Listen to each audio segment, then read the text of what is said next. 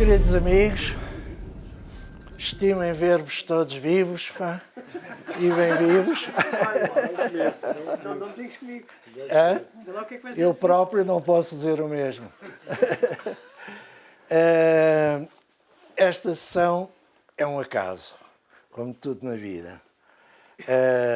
O António editou há pouco tempo uma Operação Papagaio, António Cândido Franco. Eu editei uma Revolução Prosética Manifesta, é um manifesto no feminino, que já vos dou daqui a bocado se vocês quiserem. E o Miguel Eu não publiquei nada, pá. O Miguel editou-se a si próprio há mais de 50 anos. Portanto, dispensa lançamentos recentes. Tudo isto somado deu para nós pensarmos esta conversa sobre uma coisa que nos toca, que é a liberdade. E um dos processos da liberdade é a poesia. Para todos nós, para cada um de nós, e não só aqui. Agradeço muito ao Miguel Cilindro, que nos vai filmar. Vejam lá vocês com a repartição de finanças. Pá, mas eu não maquilhei, pá. Não maquilhei. Ainda bem. Isto é cinema verdade. Agradeço aos amigos todos. Uma palavrinha especial ao nosso Carlos Mota de Oliveira, pá, que veio de um país civilizado para estar aqui, aos restantes amigos. Um grande abraço a quem não está aqui, que está no Porto, mas que faz parte deste momento também, que é o Ada Silva O. Não sei se vocês conhecem essa figura. Ele próprio não se conhece a si próprio. E assim sendo, nós vamos falar, o António vai fazer uma intervenção, eu farei outra, o Miguel fará outra e depois vocês fazem a intervenção principal. Poesia, o quê? Como? Não há resposta, mas nós, apesar de tudo, vamos falar. Ora bem, obrigado. António. Então, boa tarde. Antes de mais nada a todos e obrigado pela vossa presença. Obrigado ao Duarte e à Rosa que nos receberam hoje. Exatamente, esta tarde. peço desculpa. Obrigado a todos os amigos que estão aqui presentes. Permitam-me então que eu diga 2 ou 3 coisas sobre a poesia, o que é e como. Quando falo de poesia, eu recordo sempre uma frase ou uma distinção que li em Aristóteles. Diz Aristóteles que a poesia é aquilo que a história não é. E a história é aquilo que é, e a poesia aquilo que não é, mas podia ser. Isto, desde logo, nos obriga a pensar que a poesia é uma criação. É uma ficção, é uma imaginação, é um real que tem um outro estatuto, que não o da realidade física, mas que existe. Segundo Aristóteles, diz ele, a poesia é a imitação dessas ações do real. Muito bem, isto serve-nos para chegar à ideia da criação. O poeta é um criador. Eu nunca diria que a poesia é aquilo que se escreve em verso, separando-a assim da prosa. E penso, por exemplo, que este manifesto que o Carlos aqui apresenta hoje aponta exatamente para aí. Ele cria uma palavra chamada proesia, ou seja, é a prosa e a poesia. É a prosa e o verso. Portanto, a verdadeira distinção entre a poesia e aquilo que não é poesia é, na verdade, a criação. A história não é uma criação, é uma realidade. A poesia é uma realidade que é uma criação nossa. E talvez a palavra poesia nas suas origens, na nossa tradição cultural, que é do Aristóteles, remete exatamente para isso, para o fazer, para o fabricar. A poesia é aquilo que é fabricado ou criado por nós. Muito bem. A outra pergunta, ou enfim, o desenvolvimento disto, leva-me a fazer uma pergunta, e que talvez possa passar do quê ao como. Para que serve a poesia?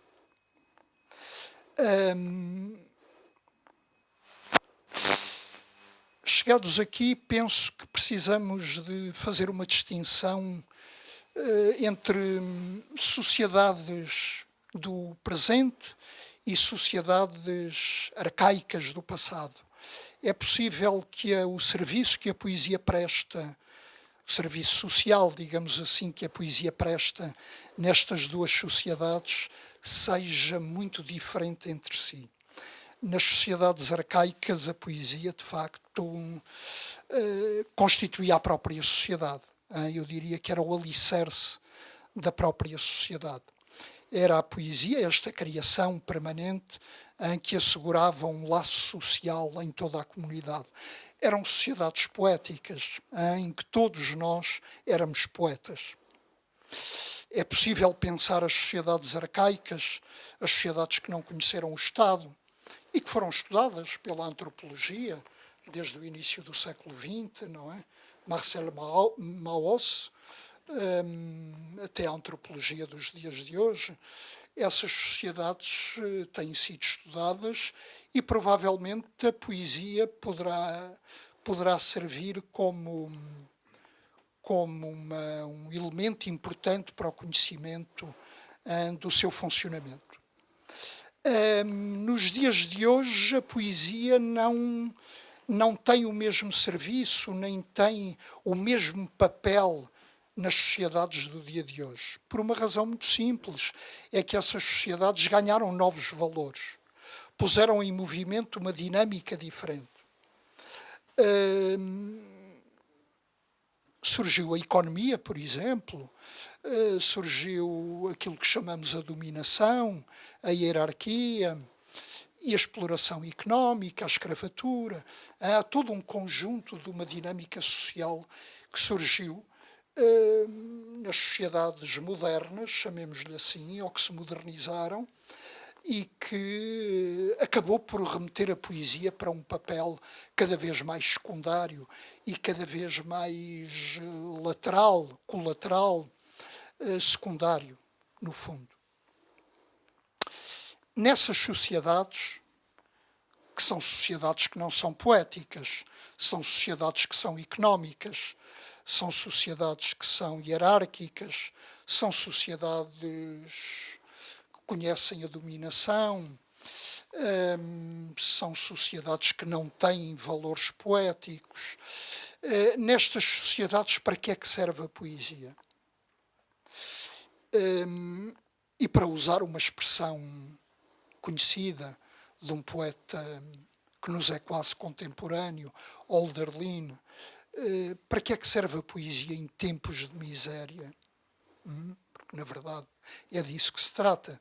Quando falamos de escravatura, quando falamos de exploração económica, quando falamos de sociedades hierárquicas, é disso que estamos a falar, tempos de miséria. Para que é que serve a poesia nestes tempos?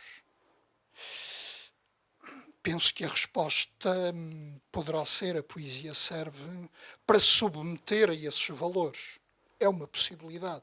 É uma resposta que podemos dar. Quando pensamos, por exemplo, no papel que Camões tem junto do Estado português, aquilo que se chama o camonismo de Estado, a oficialização da poesia pelo Estado, ou o pessoanismo, e a figura do Fernando Pessoa junto do Estado português, estamos realmente diante do serviço que os poetas, a domesticação da poesia pela sociedade dos dias de hoje, de facto, é uma possibilidade.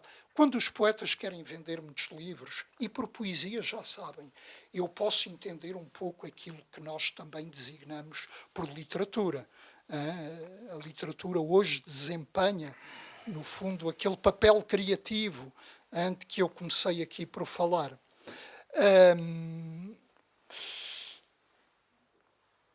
É possível conceber quando um poeta, no fundo, pretende ganhar dinheiro, pretende ter prestígio, é possível conceber que ele está aí a submeter-se aos valores dominantes do lucro e do prestígio ou da hierarquia social.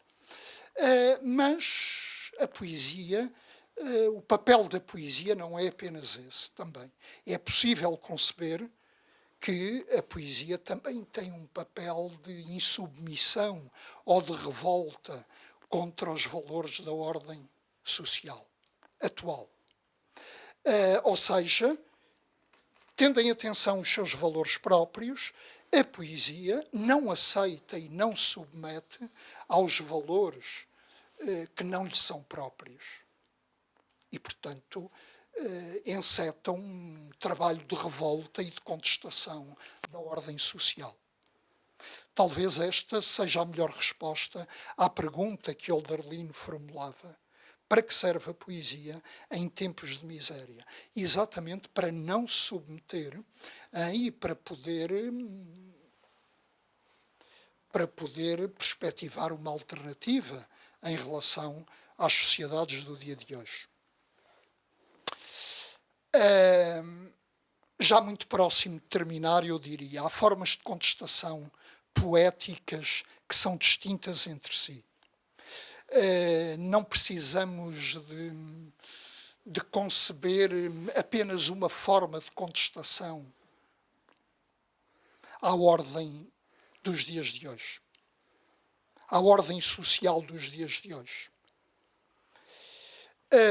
Contestação poética, quero eu dizer. A poesia, por exemplo, ou muita da poesia que nós conhecemos, e penso até particularmente na poesia do Miguel, é uma poesia que aparentemente não formula nenhuma política explícita contra a sociedade dos dias de hoje. Portanto, digamos que temos aí uma subversão lírica da ordem dos dias de hoje através de uma esfera da intimidade. A expressão do amor, que é tão comum na lírica portuguesa ou na lírica ocidental e na lírica mundial de todos os povos, só a expressão do amor por si própria já é uma forma de contestação de uma ordem que, na verdade, nos coloca apenas diante de máquinas de produção ou de reprodução. O amor, só por si, constitui uma força poética altamente subversiva. O elogio do amor, ou a apologia do amor, ou a esfera da intimidade, a expressão dessa esfera, da contemplação, por exemplo, da natureza, é outras das expressões que nós encontramos regularmente na poesia e que constituem só por si, sem aparentemente falarem de política, uma contestação importante dos valores a que a ordem social,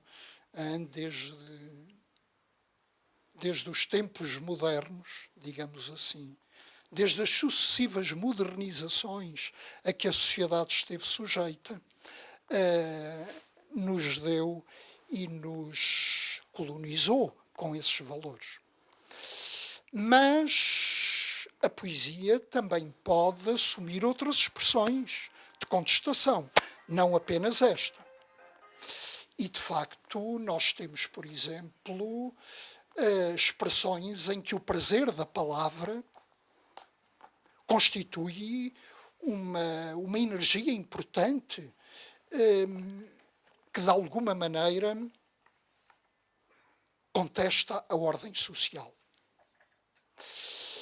E aqui falamos da poesia do Carlos, a poesia e o manifesto que o Carlos hoje aqui apresenta é exatamente uma tentativa de apresentar a palavra não como nós a temos hoje, um código comunicativo,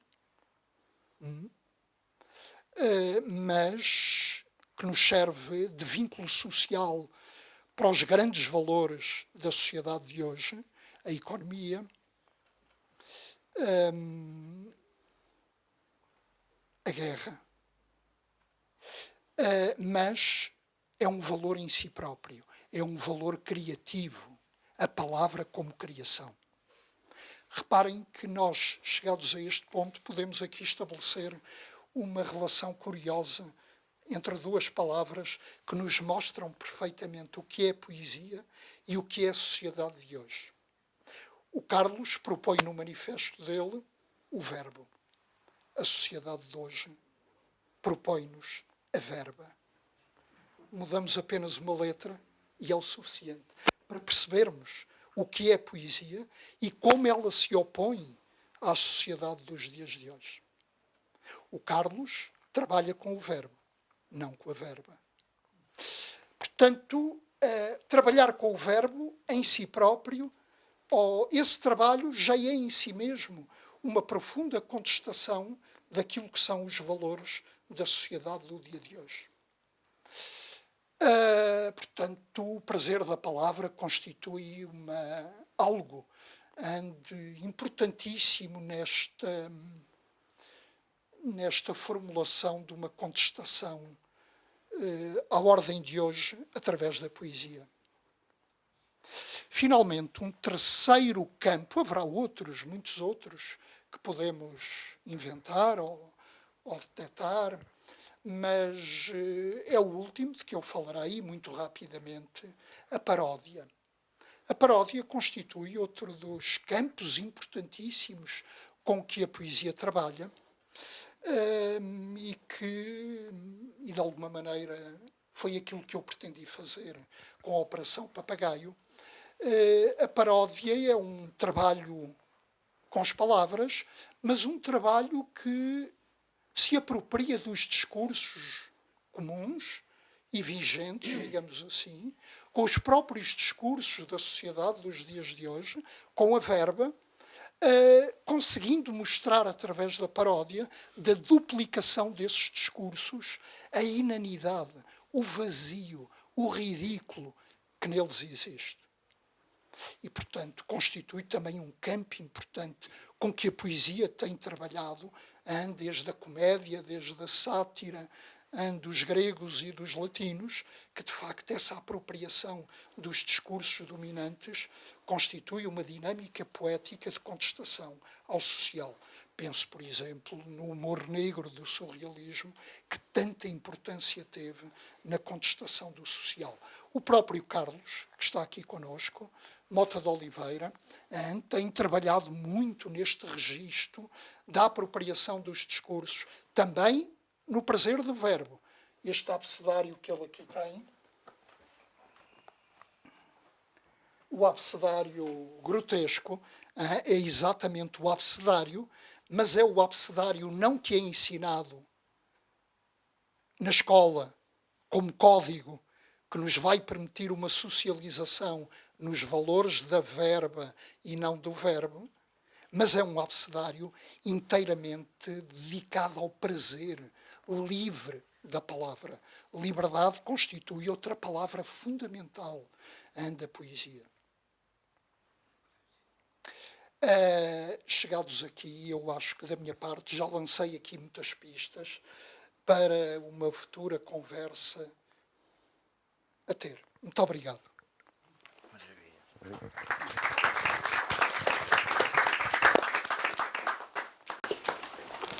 Pulga. Pulga é como eu me sinto ao pé destes dois que eu amo. A propósito de pulgas, que vocês não sabem o que é, não sabem o que são pulgas, mas diz que se puser pulgas dentro de um frasco com uma tampa, elas passam a saltar dentro do frasco. Se eu tirar a tampa, elas continuam a saltar dentro do frasco e não saem do frasco. Se eu virar o frasco e tirar o frasco, elas continuam a saltar na forma do frasco, mesmo sem frasco. E é isto. Muita gente quer fazer à poesia de hoje. Como eu tenho estado exilado na Escócia, escolho 2 figurões dessa aldeia ao lado da igrejinha. Peter Dale. Peter Dale foi o editor de uma grande revista de poesia internacional chamada Agenda, que foi fundada nos anos 50 pelo T.S. Eliot, ou seja, no coração do modernismo. Ainda deve haver vida nos velhos ritmos e um caminho a desenvolver que evite os excessos do modernismo mais entranhado. Os excessos do modernismo mais entranhado. Acrescenta O'Dale. Os autores desses excessos foram e são doentes. Sofreram, diz ele, problemas de personalidade, de dificuldade, de arrogância em extremo. E que o século XX precisava de novas bases rítmicas para a poesia, considera O'Dale. É claramente espúrio, uma adulteração, um abscesso. O que é que se impõe então para este rapaz?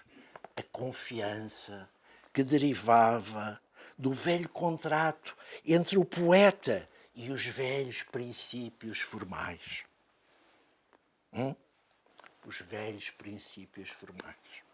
Um priminho do Dale, James Hutchinson, numa revista de grande referência na Escócia que se chama The Dark Horse, o cavalo negro, o cavalo escuro, define assim há bem poucos anos. O que é o poeta? É um servo da ordem mais do que do caos, da completude mais do que da fragmentação, da coerência mais do que da obscuridade. O que é o poeta? Acrescenta o Hutchinson, uma grande aberração da poesia do século XX foi a de alguns poetas acreditarem ou pretenderem acreditar que a poesia deve ser caótica, fragmentária e incoerente, por forma a refletir as condições da vida moderna. E no fim, o Hutchinsonzinho avisa mais ou menos assim: meninos, não brinquem com a sintaxe e com a pontuação, com o verbo e com a estrofe. Ou seja, nada de mexer nos pipis e nas pilinhas da poesia. Ora, meus queridos amigos, imaginai a grande aventura prosética. O António já apresentou o palavrão. Todos os que recusaram o estabelecido, assumiram o indizível, ousaram o invisível, subverteram formas e conceitos, sim, os da poesia, caótica, fragmentária e incoerente. Audaz, quem? Sim, o Cesário, o Campos, o Almada, o António Maria Lisboa, o Cesarino, o Pacheco, o Helder. Já para nem falar nos Meli Castros, na Salete Tavares, ontem estive com a filha dela, na Ana Atterley, no Zé Alberto Marques, ou os da poesia mais prosa. O Ruben A., o Nuno Bragança, a Maria Velho da Costa, a Maria Gabriela Lansol, o Alface, o Manel Silva Ramos, ou está para ali, o Alberto Velho Nogueira. Todos aberrantes e submetidos a servos da ordem. Eis o frasco de pulgas que corre por esse mundo fora. Em Portugal, claro, a coisa também não é estranha e tem raízes fundas. Explico. Sena, Jorge de Sena, acrescento o arguto Sena, em vários textos, traçou uma geografia poética do século XX que definia 2 grandes vertentes essenciais. Cito. Uns vieram da atmosfera simbolista para uma visão estética pessoal que a transcende, enquanto outros dela passaram ao vanguardismo. É por isso que a distinção entre pós-simbolismo e vanguardismo, um e outro não movimentos, mas características gerais de tendências de uma época que é uso chamar modernista, se impõe a distinção se impõe cada vez mais. Não por uma mania classificatória, mas para que não se diluam quer o impacto da revolução estética que o vanguardismo foi, quer o significado do que os grandes pós-simbolistas fizeram. Leia-se pós-simbolismo com uma certa continuidade verbal deste, sujeitando-se a um fraseado mais ou menos tradicional, embora com uma fenomenologia, porventura, mais complexa e diversificada. Leia-se vanguardismo como a instrumentalização da própria linguagem, a sua experimentação por ruptura, destruição dos banais códigos comunicativos. O importante, dizia o Sena, é que a existência tensão pegada numa única palavra, entre pós-simbolismo e vanguardismo, deu uma enorme e profícua vida criativa ao século XX. Nos anos 70, 80, porém, surgiu algo que teve Joaquim Manuel Magalhães como grande arauto. Falo no célebre texto que muitos leram, alguns aspectos dos últimos anos, de 1981. Manuel Magalhães veio verberar, demarcar-se, rejeitar, cito, a noção de, antes de mais, o poema ter que valer como espaço conceptual. Vergastou o poema enquanto objeto verbal e demonizou a desorganização do tecido sintático do poema. Tudo isto em nome de um explicitamente emocional, do esforço de afirmação do sentimento de si e do mundo, de toldadas experiências íntimas, como se disse da altura, do regresso à vida. Este chamado regresso à vida, anti-experimentalista, ou se quiserem à cena, anti-vanguardista, desde então, e o meu ponto é este chamado regresso à vida criou um monocórdico tom da poesia portuguesa que desagua até hoje, invariavelmente, mesmo nos casos em que alguns criadores poéticos foram emergindo. Qualquer arroubo, qualquer tentativa de experimentalismo poético aceitou o atestado de óbito que o estreito de Magalhães lhes gizou. Calou-se, remeteu-se à sombra e foi a ela remetido pela chamada indústria cultural. Uma desgraça.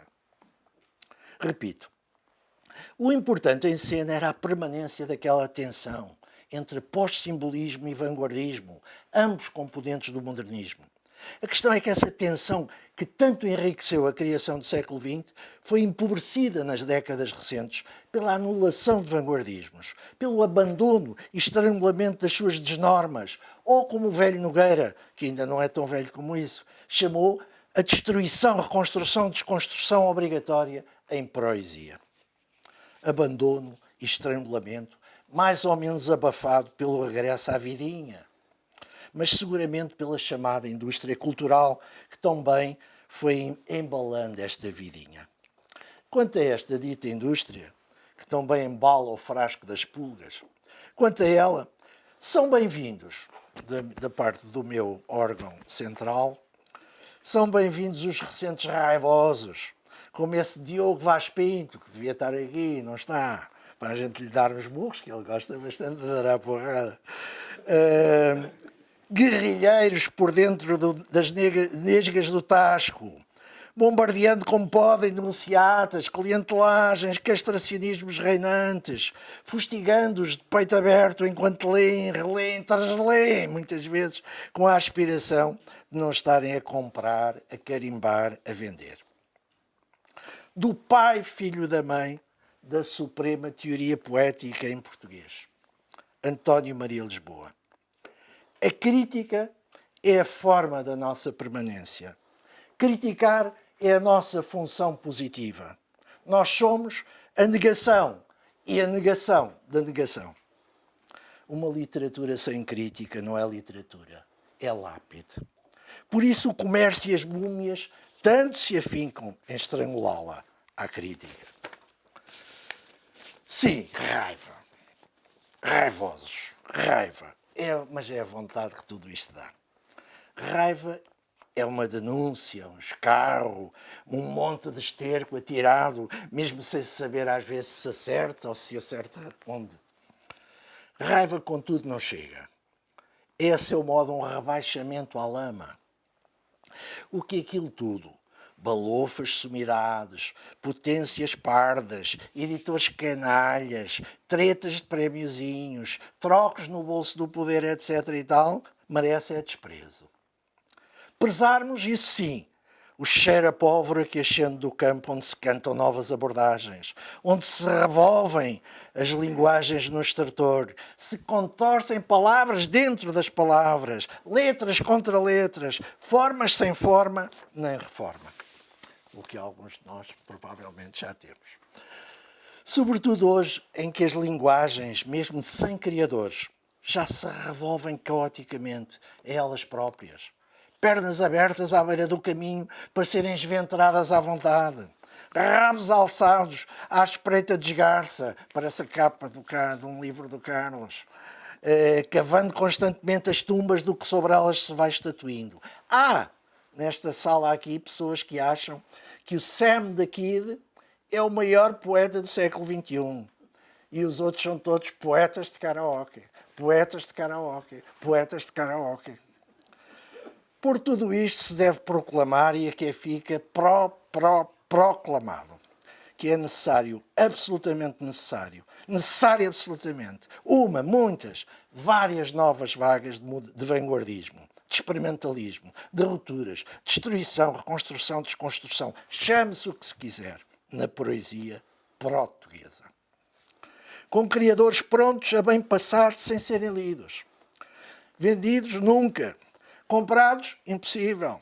A bem passarem sem recensões jornaleiras ignoradas. Concursos com quê?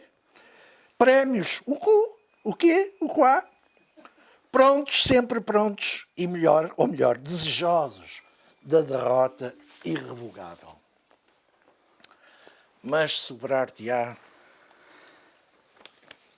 ter a certeza que por aqui passaste com alguma vida. A tua, sem te atascares em regressos à vidinha. E a notícia da tua morte será manifestamente um exagero. Oh, pulgas! Claro que tudo isto não dispensa, como disse o António, uma certa risada. Um riso, o Pacheco, o Cesarini, o Anilo, o Mário Henrique Leiria, a Natália, o Dinis Machado, a Adília, o Carlos Mota de Oliveira. Sempre profilático, um risinho. Até porque o próprio Joaquim Manuel Magalhães lá confessa que a poesia não é uma normatividade. E por ela e por tal, os códigos combativos, como este, acabam depressa por ser apenas o pasto dos seus historiadores e até dos seus teóricos. Oxalá!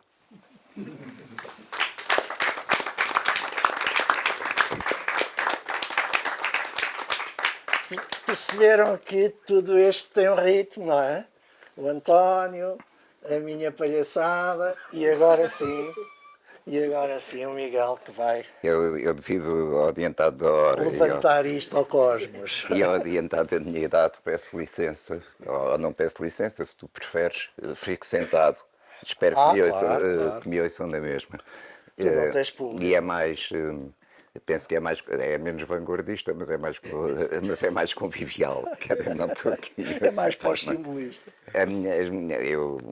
Eu não vou dizer, não vou entrar aqui, não tenho nada a opor ao que os meus companheiros de mesa, não há, ainda bem, os meus companheiros de função aqui disseram, de qualquer maneira não é por aí que vou, no entanto os meus sublinhados são diferentes. Vamos lá tentar abrir aqui um bocado a janela sobre o caos. A janela sobre o caos é o título de um livro do Castoriadis, que é sobre a arte, a poesia. É a abertura de uma janela sobre o caos. Quer dizer que a arte e a poesia não podem ser elas mesmas caóticas, senão não veem caos, não veem coisa nenhuma, cegam-se. A poesia é a liberdade livre, como dizia o António Ramos Rosa, e a liberdade livre é dar-se a sua própria lei. E cada poema se dá a sua própria lei é insubstituível, é singular, não se lhe pode mudar uma palavra sem o destruir, mas tem esse tipo de disciplina da liberdade sem a qual não há poesia, em última análise não há linguagem. A poesia, em certo sentido, e eu estou de acordo profundamente com o Carlos, se ele não o tivesse dito e eu me tivesse lembrado, teria dito, quer dizer, quando falamos de poesia devíamos ser alemães, que se chamam Dichter, ou seja, poeta, que nós traduzimos por poeta tanto ao romancista como ao poeta propriamente dito. Mas isto agora já me estava a perder. A poesia nesse sentido, a poesia é a criação, como o António Cândido Franco disse várias vezes, e é a criação de qualquer coisa que não havia, não é pura descoberta, não é escavar um bocado e o que já lá estava bem. Eu de facto, às vezes tenho que escavar para inventar ou para imaginar, mas transformo-me e transformo aquilo que escavei. Há na poesia, há na literatura, há na arte, uma recriação da linguagem. E a linguagem, em geral, digamos que emergiu como uma criação absolutamente inédita do corpo a corpo da espécie com o mundo e depois, ao nível individual, do corpo a corpo de cada um de nós com o mundo inicial, do qual foi separado. Esse corpo a corpo inicial, a linguagem é uma metamorfose dele, é uma extensão e uma metamorfose dele. E o poeta, neste sentido amplo, que também incluiria o artista, traz de novo a carne às palavras, ao mesmo tempo que transforma as suas palavras em carne e modifica a carne do mundo quando a fala. O Rilke dizia dos poetas que não deviam usar a língua para dizer o que lhes dói ou o que gostam, mas transformar-se em palavras. Mas o transformar-se em palavras não era transformar-se num código já dado ou na linguagem instrumental que há. É devolver, é transformar com a sua carne, o seu sangue, a sua voz única, transformar as próprias palavras, o que de algum modo anuncia a transformação do mundo. Também diz, comentando estas coisas de Rilke, Steiner diz que a poesia é a linguagem em estado de liberdade. Em estado de liberdade. E nesse sentido, se eles têm a razão, se têm alguma razão, há um exemplo político que podemos ter, político no sentido mais amplo, que podemos tirar da poesia, que é aquilo que remete para aquilo que eu disse há pouco do poema que se dá à sua própria lei. A autonomia democrática, a autonomia libertária, o que lhe queiram chamar, a alternativa a uma ordem política da dominação do Estado e da sua economia governante, seria uma sociedade autónoma no sentido em que os seus cidadãos seriam governados, sendo governantes, seriam governados pelas leis que se davam, não aceitariam, se os revolucionários americanos não aceitavam impostos sem representação, eles não aceitariam governo sem participação igualitária em pé de igualdade. E eu trazia aqui 2 ou 3 coisas para ler, o Carlos eu ia lhe perguntar, mas felizmente porque eu tinha lido já atentamente uma boa parte do que ele disse aqui, ele depois improvisou como sempre, e fez muito bem, mas eu trazia aqui, quando se anunciou isto, eu fui pondo no Facebook 2 ou 3 vezes umas frases que era uma espécie de prolegómenos, e que são... Uma era uma frase do Eugênio de Andrade, que diz, é numa entrevista que ele diz isso, e a poesia, se não for o lugar onde o desejo ousa fitar a morte nos olhos, é a mais fútil das ocupações. A outra é o final de um poema de Sofia, que diz que temos que estar atentos ao que a poesia, enfim, eu estou a resumir porque o poema é mais longo, mas trata-se de nos tornar atentos a todas as formas que a luz do sol conhece e também à treva interior porque somos habitados e dentro da qual navega indicível o brilho. É o caos mais antigo do que os deuses, que ela fala noutros poemas. No caos há de facto um brilho, que é um brilho mortal, que é um brilho que pode ser um magma que nos devora, mas que por outro lado é a condição da própria luz. O confronto com a criação verdadeira, não com a criatividadezinha, não é? Obriga a um confronto com o nada, com a morte, em última análise, com o ser como metamorfose incessante de destruição e morte, em que em que tudo é destruído e sob a destruição também não há nada a não ser o vazio. Mas esse vazio é a condição, é que não está tudo dito, não está tudo tecido, algo que pode ser criado.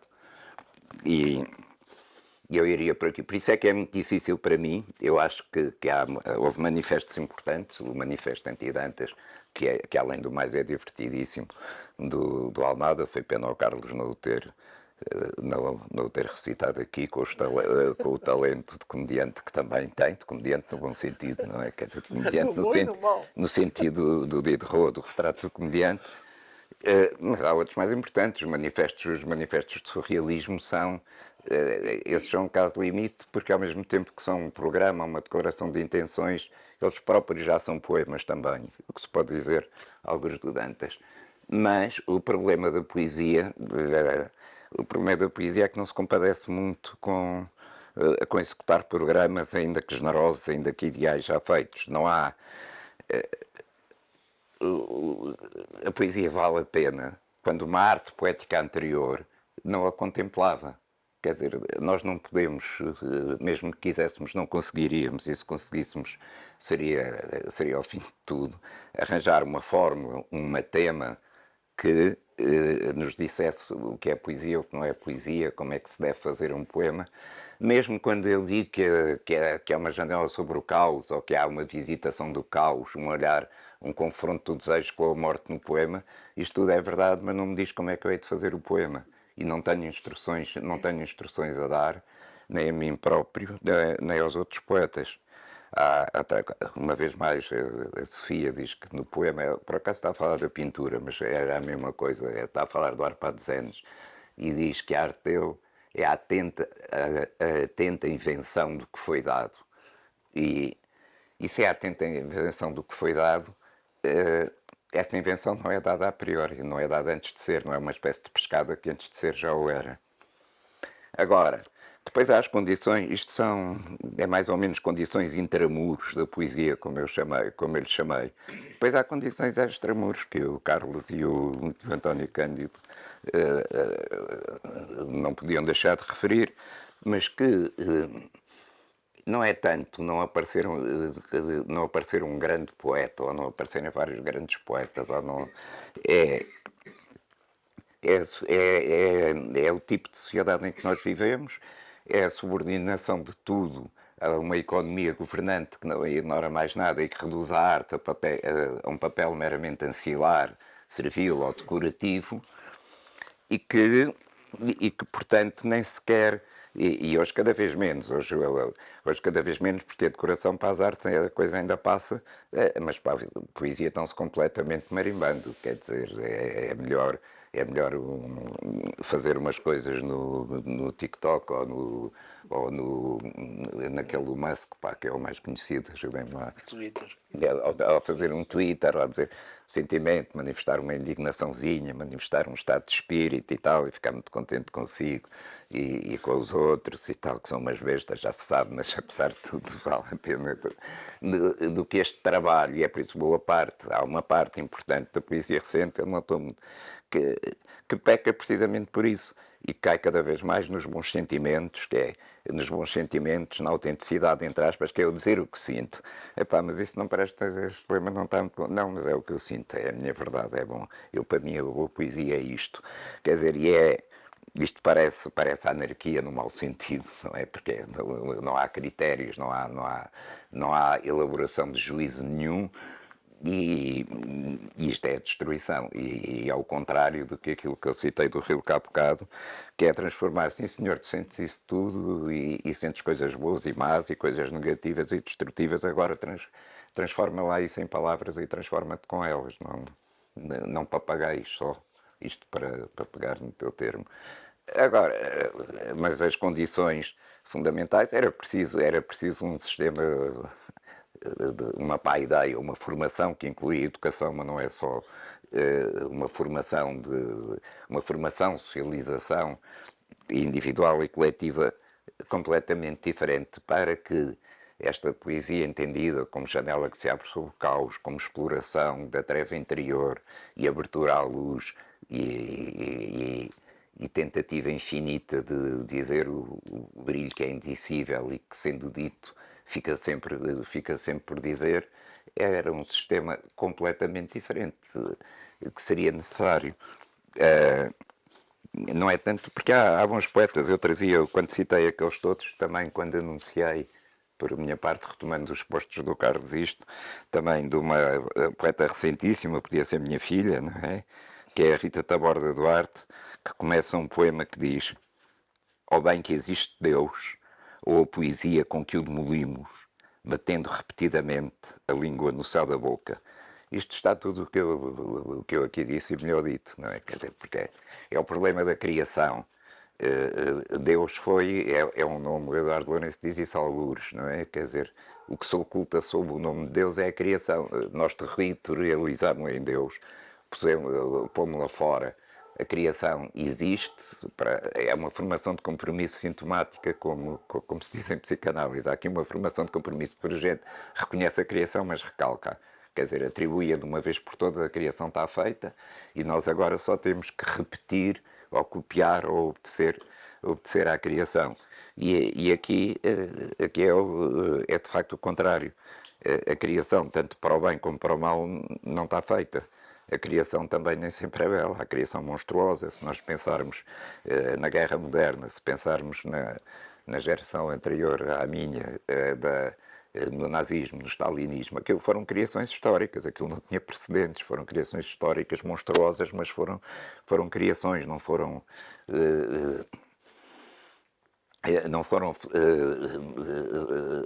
no sentido em que o António disse há bocado, eram coisas que podiam não ter sido e que noutras condições não teriam sido, e se tivessem sido criado outras não teriam sido. Mas eu agora gostava mais de vos ouvir, até porque está mais de acordo com o que eu digo, ouvir também. Há coisas que nós não podemos chegar sozinhos, por muito geniais que sejamos, e os poetas, por muito geniais que sejam, não mudam as condições sociais da poesia, as condições políticas da poesia. E como é isso, também há coisas que uma conversa leva-nos onde nenhum de nós teria ido sozinho, ou pode levar-se a correr bem. Eu conto aqui com o Mário Rui Pinto e outros para me ajudarem nessa tarefa. Muito obrigado.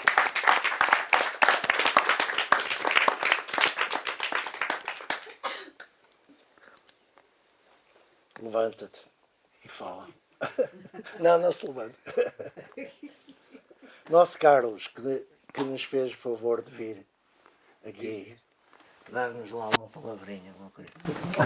Não digo nada. Eu não sei bem o que é que anda fazendo na poesia há muito tempo, mas passo os meus dias. Vocês vão ver como é que isto tem a ver com os três que eu ri, os três testemunhos. Passo os meus dias e faço o convite. Estejam, por exemplo, a ouvir barro, estejam 2 horas na beira da estrada a ver os olhos de uma vaca e de um boi. Passam ali 3 horas e saem deste Alentejo e de repente venham ouvir, com muitas saudades, particularmente o Miguel, de quem tenho uma estima enorme e admiração. E portanto, tudo isto, eu só posso vir aqui dizer 1 ou 2 poemas se quiserem, de resto não posso dizer. Diz, meu querido. Então, se quiserem, digo. Diz, queremos. Com gosto, Mas muito depois gosto. alguém fala. E estamos a falar das guerras e estamos a assistir, e eu percebi o que aqui queriam dizer. E depois, ao mesmo tempo, estou a olhar as vacas e depois escrevo isto, que no fundo razão que o exército português dispõe hoje de uma formidável força medonha e letal. O crucifixo de Fátima. O crucifixo de Fátima. Eu vou perdendo tempo assim, não sei estar de outra maneira. E pronto, e não, se for só aqui dizer uma coisa muito rápida, depois vocês falarão. São Vicente de Fora. Era bom não termos nunca nenhuma religião, não era um dos meus desejos. Era muito engraçado nascermos sem religião, sem Deus nenhum. Mas percebi isso. Uma vaca é um animal extraordinário, ela está a olhar para ti, ela está a comer, está a defecar e está a urinar ao mesmo tempo.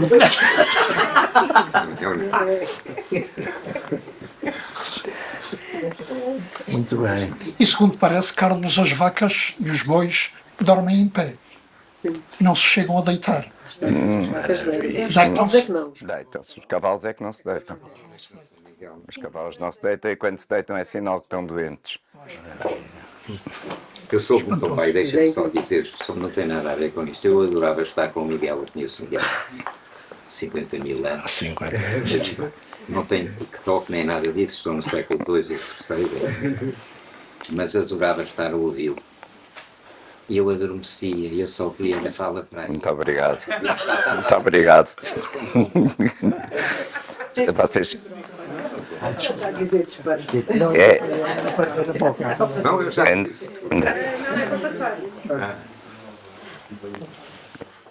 Muito bem.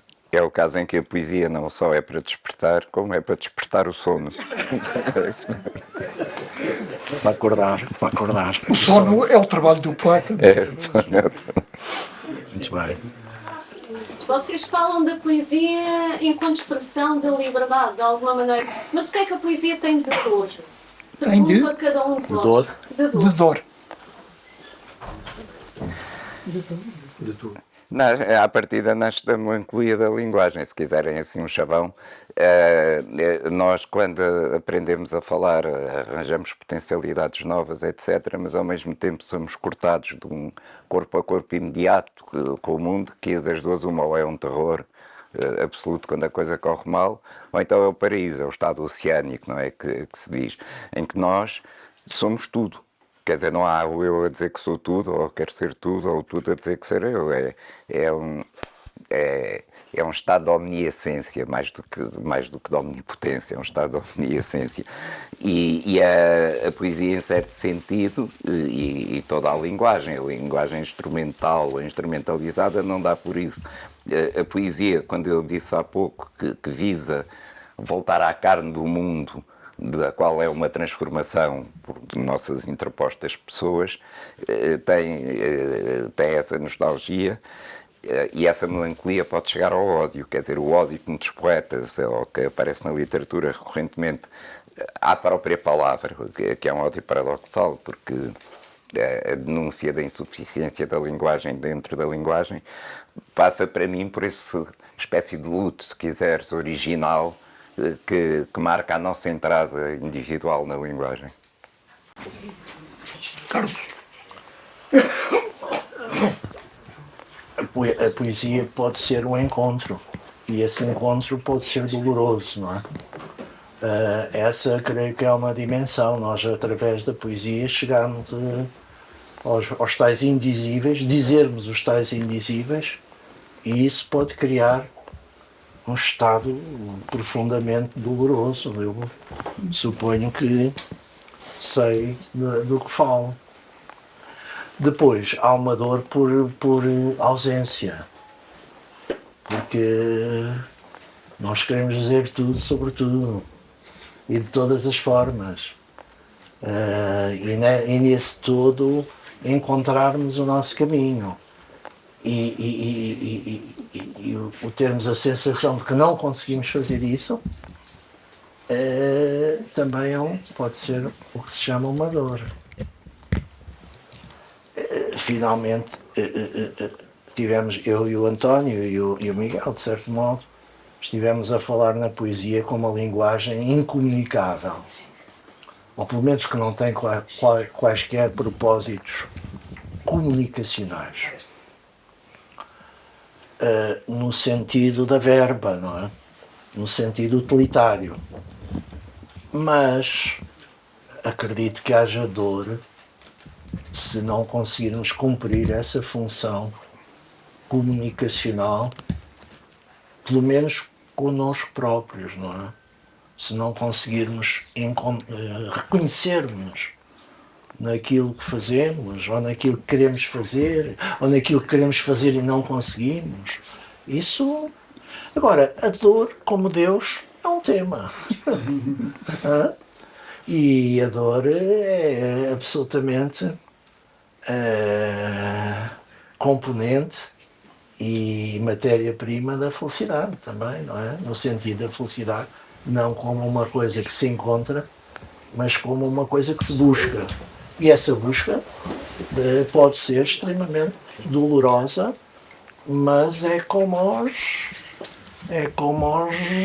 os homens da Guerra de Espanha, as mulheres, como a Simone Weil, etc.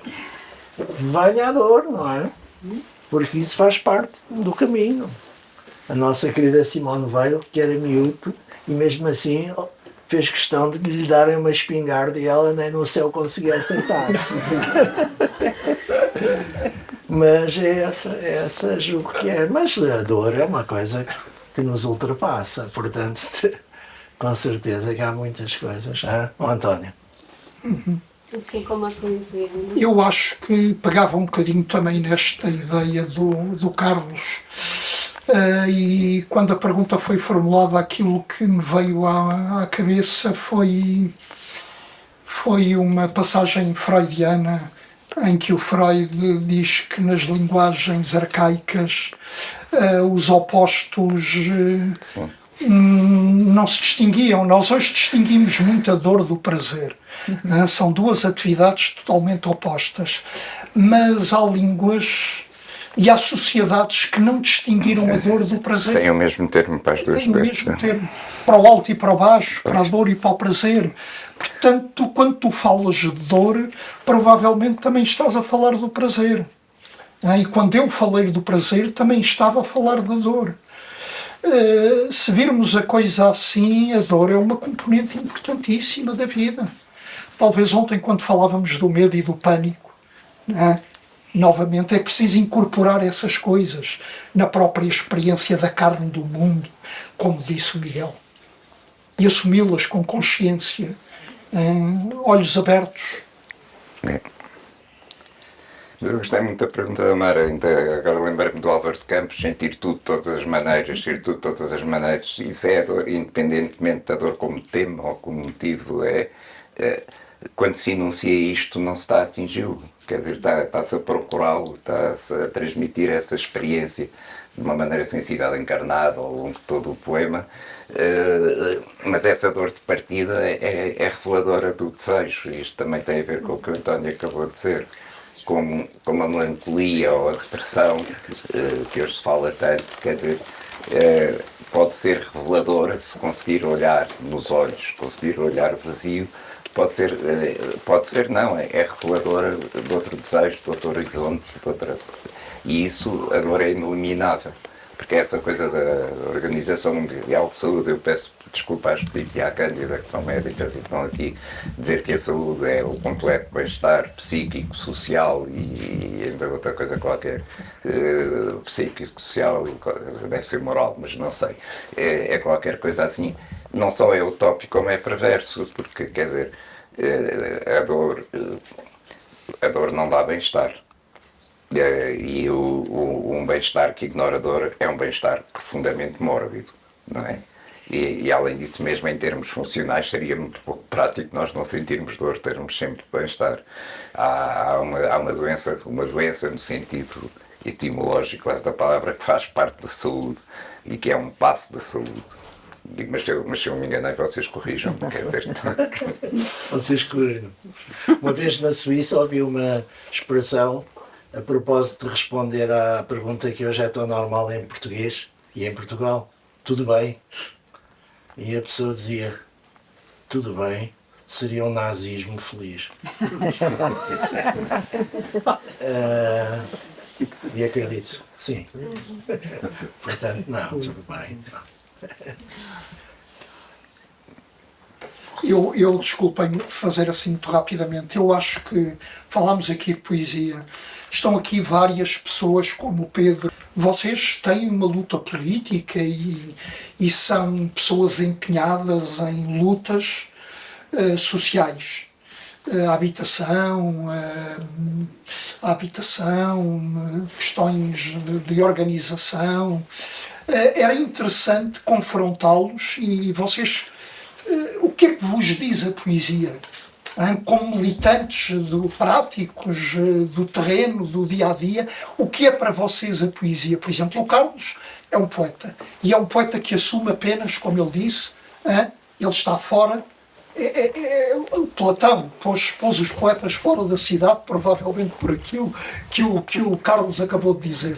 São seres que não se interessam, aparentemente interessam-se pelas vacas e mais nada. Vocês estão numa posição que é muito diferente. Como é que vocês veem a poesia? Pedro? E o Estevão também. Pois é, e pegar mais o Estevão. Exatamente. Está escondido, pá. O Estevão, Não estou muito escondido, pá, mas eu não tenho. Isso, eu não sei falar. o Estevão é que lançou agora um livro de poesia. Sim, Pedro, mas tu também trabalhas muitos livros. Vá lá. E, portanto, é bom saber o que tu pensas sobre a poesia numa conversa destas. Como é que tu vês a poesia? Interessa-te, não te interessa? Interessa-me e em tempos também me expressava dessa forma. Aliás, a única coisa que eu publiquei na ideia até foi um poema da minha autoria. Basicamente eu faço mais tradução do que propriamente escrevo, mas em tempos escrevi muito. Curioso. E na altura, acho que deve ter sido as únicas pessoas que viram as coisas que eu escrevi. Acho que por alguma razão, isso apagou-se um pouco, porque eu deixei de o fazer e talvez tenha sido só uma fase em que eu senti que era uma forma de me expressar, etc. Mas que na verdade foi uma forma de expressar mais para mim do que propriamente para o exterior. E eu acho que a poesia supera, ao contrário do que o Mário se calhar poderá pensar, supera o político e tudo isso. E tem muito a ver com o pessoal, com o que nós sentimos, e é uma forma de expressar sentimentos com poucas palavras, ou poderá ser com poucas palavras. Claro que há poetas que escreveram livros gigantescos, epopeias, etc. Mas tem muito que ver com isso. Se quisermos ligar essa questão à questão mais políticas, etc., eu acho também é importante que nós possamos expressar os nossos sentimentos políticos também de uma forma poética. E um dos livros que, por exemplo, nós na Antena publicámos, que foi de um livro do Almeida Curto, foi um livro que eu quis muito e que saísse, porque era uma forma de um povo de expressar através da voz de um poeta, como por exemplo os vários poetas palestinianos que se expressam pela poesia e conseguem expressar de uma forma o sentimento de um povo que sequer de outra forma não o conseguiriam expressar. E por isso eu acho que é uma forma realmente relevante de nos expressarmos. Ao mesmo tempo, também considero que hoje qualquer pessoa se acha poeta. E às vezes tenho dificuldade em ler algumas coisas que... Claro que é uma forma de nos expressarmos, etc., mas tenho dificuldade em ler algumas coisas que são simplesmente expressões superficiais. Não me parece que tenham muito conteúdo. Mas pronto, o José que publicou agora um livro. Não tem muito a dizer. Eu quando escrevo, sei lá, tento me surpreender a mim próprio. Tento tornar-me um bocadinho mais inteligente. Tento, com isso, fugir àquilo que querem que nós pensemos. E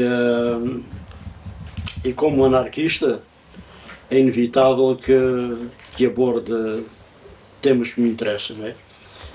Não diretamente, vocês leem o meu poema, os meus poemas, e não está nada ali diretamente anarquista, mas tento realmente, e sinto uma certa satisfação pessoal. Desculpem se vocês não ficam satisfeitos, mas eu pelo menos fico, quando consigo fugir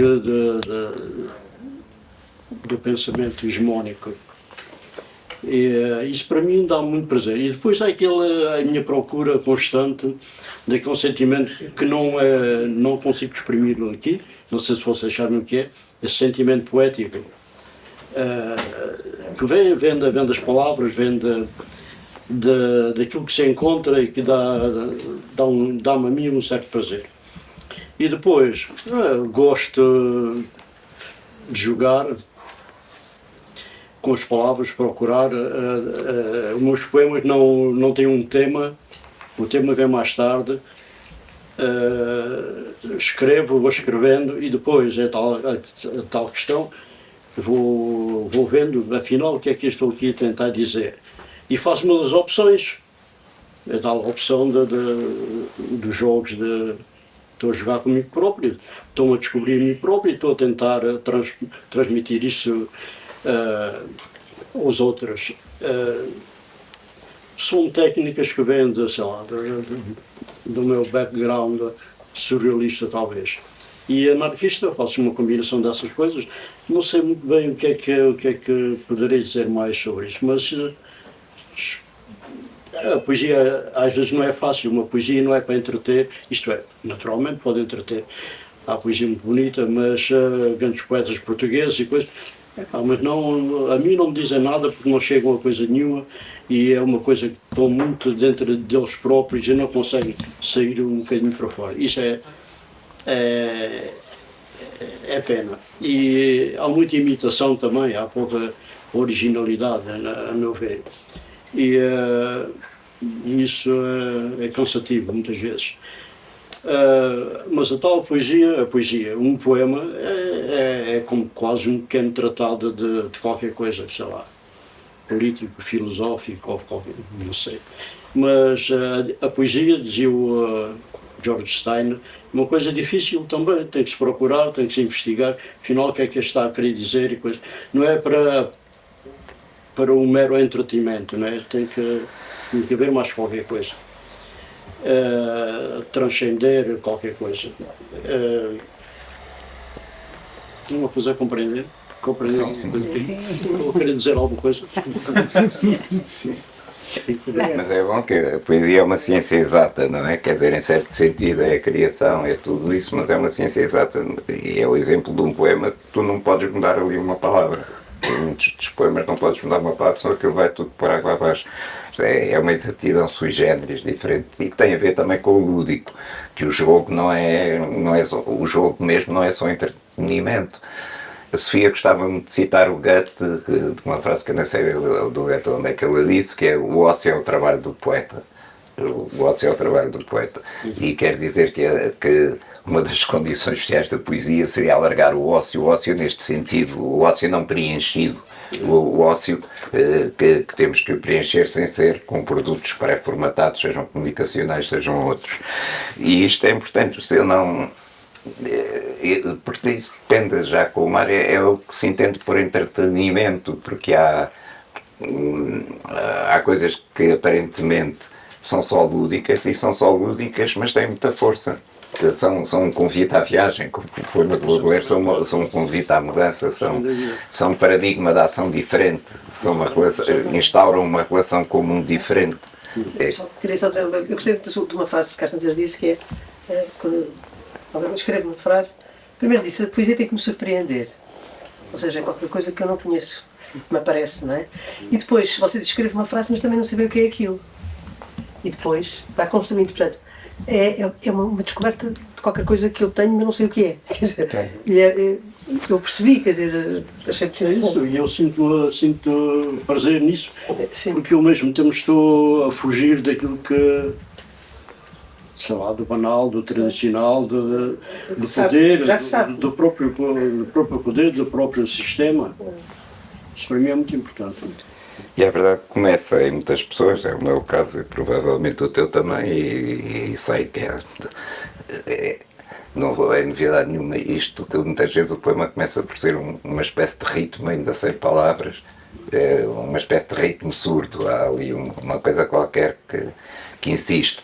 às vezes isso é dado numa frase ou numa ou duas palavras e é como dizia o outro, já não sei quem, o primeiro verso é dado, mas depois a gente tem que o construir, tem que construir o resto, não é? Quer dizer, tens que ir lá. Assim, a poesia. E às vezes o primeiro verso nem se parece, desaparece e transformou-se noutra coisa. A poesia é uma coisa, sei lá, é a informação que nós temos, é aquilo que nós observamos, aquilo que nós sentimos, é aquilo que querem fazer com que nós pensemos, e é um jogo todo isso, e nós fazemos uma certa coordenação daquilo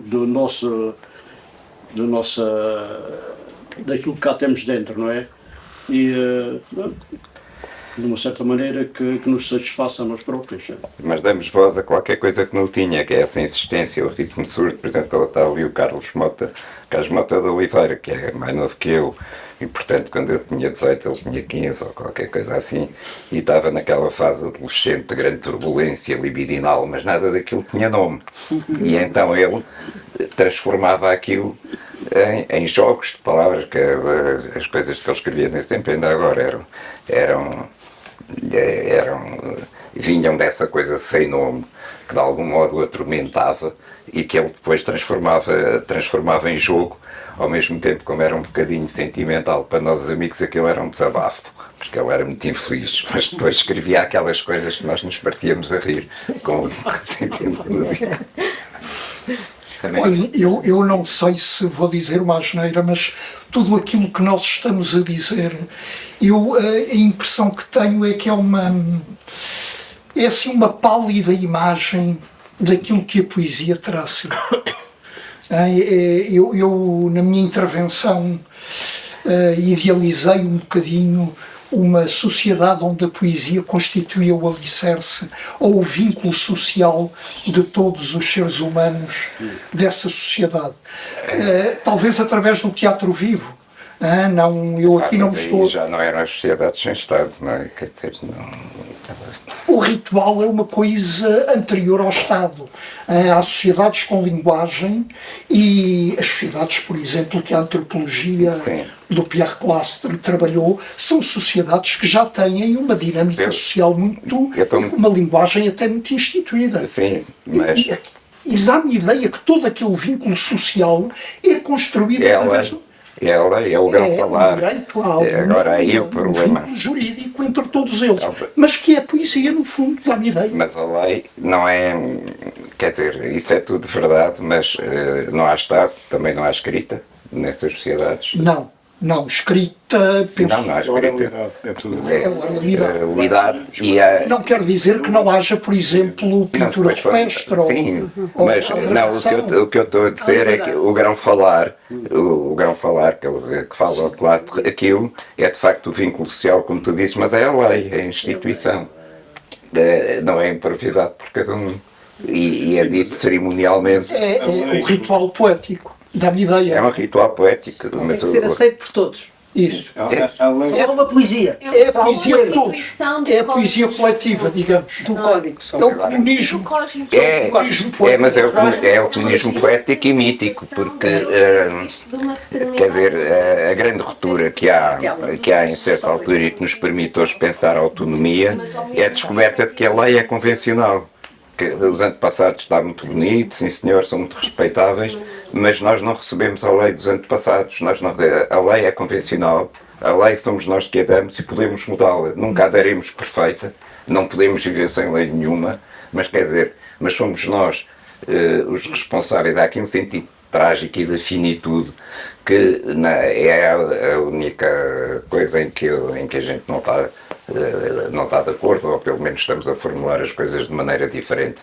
É isso, não a imagem que eu vejo de uma sociedade libertária ou de uma sociedade verdadeiramente democrática, de autonomia, não é uma sociedade sem conflito, nem uma sociedade perfeita, nem aquela em que temos todos o mesmo ritual, mas em que somos nós que nos damos a nossa própria lei com outros, de vez em quando, individualmente. Eu posso perder isso, mas tenho que a respeitar enquanto ela não for mudada nos moldes desse pacto. E isto é um bocado também, eu ao mesmo tempo sou um poeta ou não, isto é um bocado para salvar para salvar o anarquismo do mito. Quer dizer, para não fazer do fim do Estado ou da sociedade futura só uma espécie de paraíso terreno, de fim da história em que acaba tudo, porque isso não me parece, não me parece nada, e esquece nomeadamente a tarefa interior, porque somos habitados e continuaremos a ser, quando a haver agressividade e conflitos e tudo isso, pode ser arranjar outras respostas e outra maneira de os vivermos. Há uma questão importante a juntar isso, uma palavra-chave nisto é o anti-autoritarismo. O Em anti-autoritarismo. todas as atitudes que devemos ter dentro da lei, quando as coisas De acordo, claro, de acordo. Mas mesmo em comunidades do género dos Zoe que resistiram a esse contacto, por exemplo, existe uma espécie de hierarquia horizontal onde ninguém manda de facto, mas há ali uma representação e uma representatividade. No entanto, o elemento que representa, há uma regulação do poder em que ele nunca acumula nada. O que acumula é para dar e distribuir por toda a sociedade. É um símbolo, simplesmente. Isso parece um ritual poético, não é? E depois há aqui outros problemas, mas isso já é muito longe do nosso tema hoje. Essas sociedades sem Estado que o Clastres estuda são muito interessantes, mas ele próprio diz. Ele só estuda só estuda propriamente uma. São as sociedades que arranjam mecanismos preventivos em relação a um Estado que ainda não existe, mas que as previnem. Mas são sociedades guerreiras. Na Escócia há uma organização, uma instituição, um clube, que já vem do século XII. Existe hoje ainda e tem porta aberta. Embora lá. Embora lá. E sabem que eles são designados pelo símbolo do zero, mas que eles não dizem zero, dizem nothingness, ou seja, o nada. Agora vê bem o que é que os surrealistas, o que é que os homens da teoria do caos de hoje pensariam desta malta que vem do século XII e que são a loja que há quem lá também diga a loja que não tem nome, porque nem sequer podes dizer, é uma palavra indizível. E isto é uma coisa linda. Isto é uma coisa de porta aberta, que tem para aí 200 pessoas, mas quem que a terra toda lá vai beber whisky e jogar bilhar e jogar cartas. Agora diz-me aquilo. Mas tem lugar dos. Isto não é, tem, isto não é uma coisa boa para a nossa, para o que nós queremos. tem o vazio lá, assim, bem marcado. O vazio é preenchido, no fundo, sistematicamente. Mas não colmatado. É preenchido, mas não colmatado. Exato. Ou seja, é o tal poder que é, de certo modo, também um vazio, não é? Exatamente. O nada, como tudo. Aliás, o nosso Cesarini e muita mais gente disse isso. O nada é o tudo, não é? E de facto, o nada nesse sentido, não de uma ausência, mas com uma possibilidade de lá pôres aquilo que tu queres, inclusive. Se não houver esse vazio, esse nada, foi tudo. Não consegues lá pôr. Não, foi tudo sempre o mesmo. E é tudo sempre o mesmo. É insultrável, é sempre o mesmo. Tal nazismo feliz. Não. Está tudo feito ou vai estar amanhã, porque já está, pode estar com uma escala temporal, mas o futuro antes de ser já o é. Não é? Quer dizer, já está. Se há determinismo integral. Absolutamente. Agora, pensar isso nos nossos termos racionalistas é muito difícil, não é? Pensar que há um nada que é sistematicamente preenchido e continuando a ser nada. Vamos passar à filosofia, isso é o primado do tempo sobre o ser, pá. Quer dizer, não há ser perene. De um rapaz que o Mário também não leria porque era um nazi.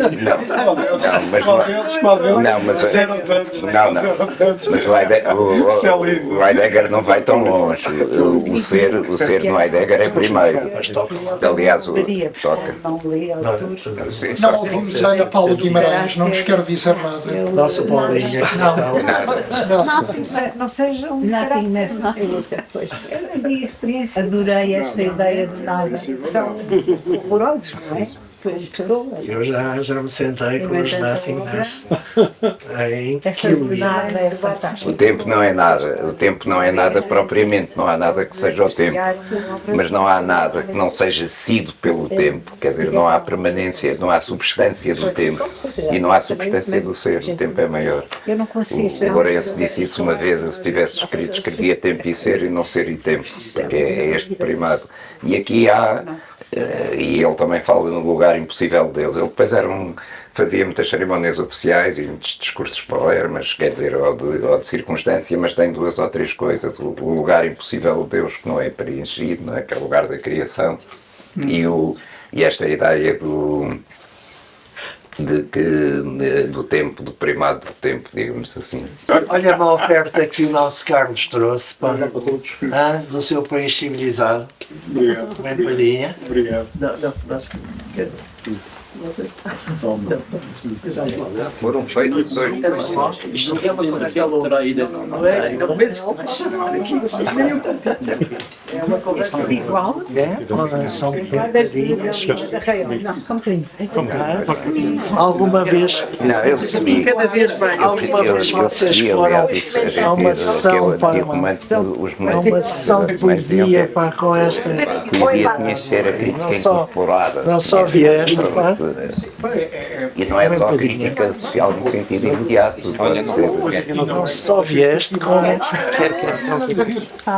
E tem mesmo um tamanho. Ideal. São pequenos.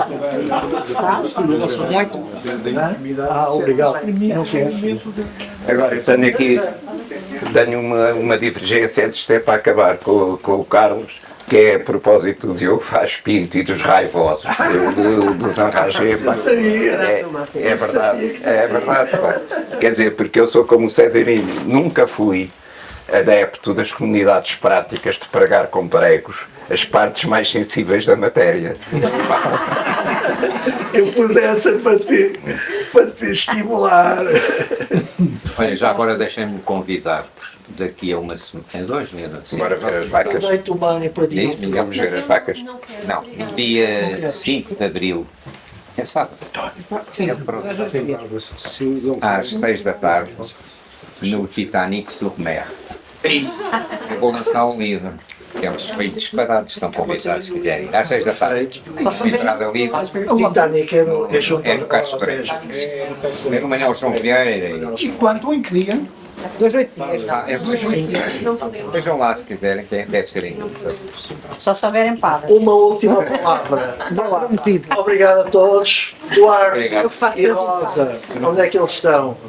Meus queridos, muito obrigado. Garantidos que se Manel vão a brincar. Invadimos a vossa casa, muito obrigado. Pá, peço desculpa de não ter falado no Duarte e na Rosa. Alonso, já se foram embora. É pá, viva o Duarte e a Rosa, vá. Muito obrigado. Tu estás. Obrigado. Pedro. Tu estás.